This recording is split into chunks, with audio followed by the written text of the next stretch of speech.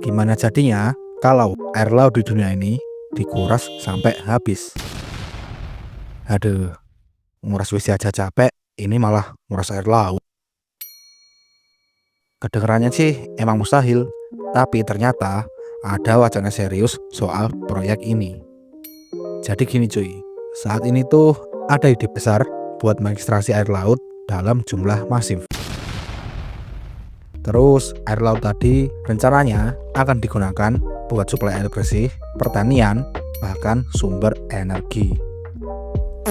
Katanya sih ini bisa jadi solusi buat krisis air di banyak negara. Tapi apa segampang itu kah? Ya enggak lah goblok. Loh, kok enggak sih bang? Hehe, daripada ngegis cuy. Ih, apaan sih, gak jelas. Sebab proyek ini tuh bukan cuma sekedar mindahin air laut ke daratan. Bayangin aja, butuh infrastruktur raksasa seperti pompa air, sistem pengolahan air, dan tentu saja dampak ke lingkungan yang harus diperhitungkan. Lah, pakai sayur di rumah gua ini nggak bisa kah bang?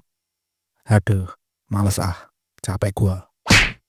Sebagian orang yang optimis, mereka percaya kalau proyek ini tuh bisa menyelamatkan jutaan orang dari kekeringan, menghidupkan kembali lahan pertanian, bahkan mengisi ulang cadangan air tanah yang mulai menipis. Tapi di sisi lain, para ilmuwan dan aktivis lingkungan pun banyak yang gak tinggal diam. Mereka bilang kalau air laut yang diekstraksi secara berlebihan bisa membuat ekosistem bawah laut menjadi kacau. Hewan laut kehilangan habitatnya, terumbu karang rusak, dan perubahan iklim yang makin gak terkontrol. Gak ada lagi tuh rumahnya SpongeBob ini ya kan. Dan ternyata ini tuh bukan cuma sekedar teori doang. Di beberapa negara proyek ini tuh udah coba dijalankan, akan tetapi malah berujung kontroversi.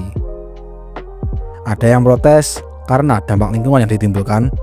Ada juga yang takut kalau proyek ini nantinya cuma bakal menguntungkan segelintir pihak doang. Tapi tunggu dulu, gimana kalau ada teknologi yang bisa bikin proyek ini jadi lebih ramah lingkungan?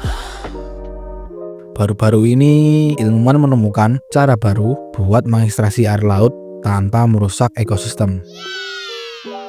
Dengan teknologi ini, mereka mengklaim kalau air laut nanti bisa diambil tanpa mengganggu kehidupan bawah laut.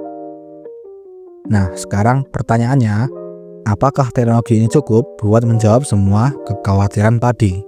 Apakah ini benar-benar jadi solusi yang kita butuhkan saat ini, atau justru akan menimbulkan masalah baru di kemudian hari? Tahulah, mending nguras kamar mandi aja.